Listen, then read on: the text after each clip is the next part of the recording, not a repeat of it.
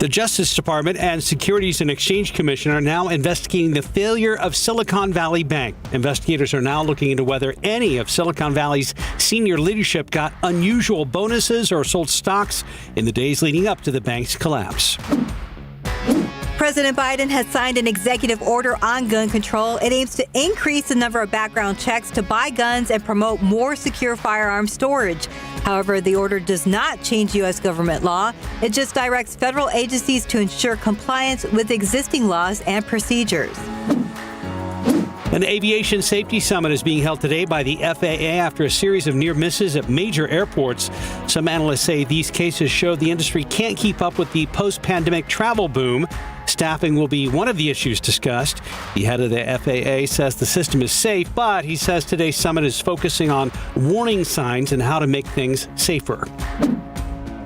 7 sheriff's deputies from Virginia are expected to appear in court today in connection to an in-custody death of an inmate earlier this month.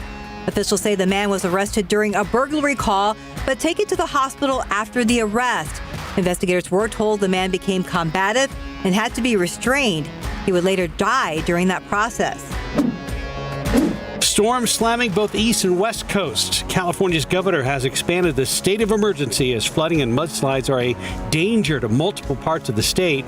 Meanwhile, in the Northeast, the first nor'easter of the season dumped nearly 3 feet of snow on parts of New York and interior New England, causing widespread power outages. A federal judge in Texas is holding a hearing today on medication abortion. Anti-abortion advocates suing the FDA over medication used to help abortions. The lawsuit includes an injunction ordering the FDA to drop its approval of the drug. That would essentially block its use nationwide, at least temporarily. South Korea and the U.S. conducted a joint military exercise as part of their ongoing Freedom Shield military training. Soldiers from both nations built bridges and crossed a river at a training center located near the border with North Korea. The exercise is scheduled to wrap up by March 23rd.